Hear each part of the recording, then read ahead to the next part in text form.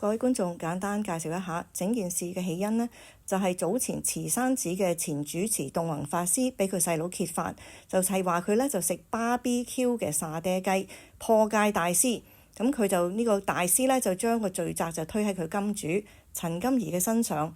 咁陳金怡呢，就自己話係博士嚟嘅，咁你自己睇下佢張博士證書，你自己點睇啦？咁呢個陳金怡咧亦都話咧，佢咧就受到恐嚇，咁就話阿蔡素玉咧會對付佢咁講。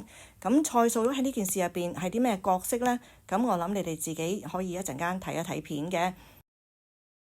好，你冇覆我哋你嗰份合同，佢話咗咧係呢度一單埋一單，呢度一單。啊，蔡大姐喺你好啦，我哋搞你唔過，不過唔緊要，香港仲有法律嘅，冇問題。係一單埋一單。我諗今日咁樣。即係我覺得你哋呢個動作咧，真係以大嗨細都唔緊要，唔緊要啦，你中意點做就點做。係啦係啦。嚇，我哋都係用我哋法律，我哋都係以法律嘅方式，冇錯冇錯，合理合法嘅去做嘢。OK，你認為合理合法就得啦。得啦，好嗎？嗱，我哋都有律師嘅都嚟緊嘅，我律師都嚟緊，我唔覺得呢度係合理合法咯。得啦，唔緊要。地方係法師嘅，我係工程嘅身份，咁當然我有證明我係有身份啦。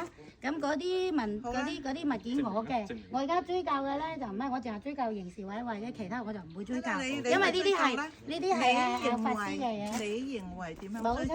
你有權去追究。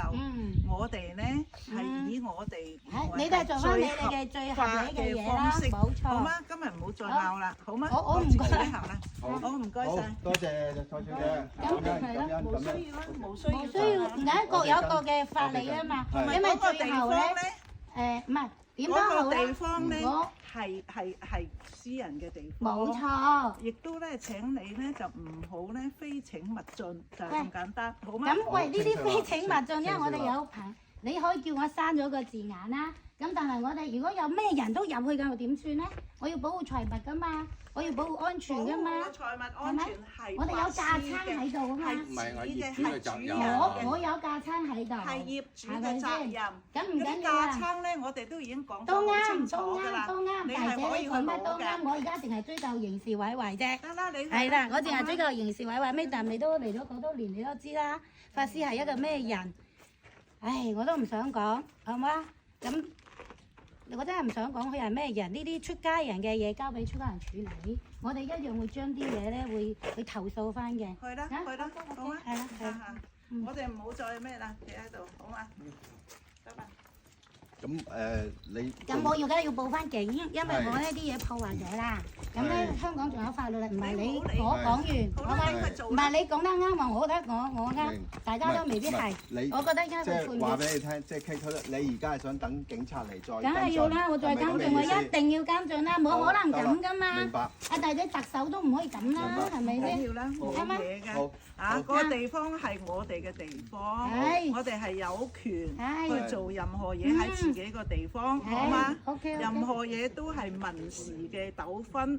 你如果覺得有民事糾紛，你咪採取民事糾紛。我而家覺得有刑事嘅問題，我而家唔係民事，OK？依法嚟嘅。嗱，你業主你可以繼續啦，我就係追討我嘅刑事嘅啫。係啦，警察都聽晒你哋講啦，我都冇嘢講。不過唔緊要，到時你知道呢個和尚係咩人，你再講嘢啦。唔好鬆啊！唔好鬆住，唔好鬆住。我靠你攞你個樓。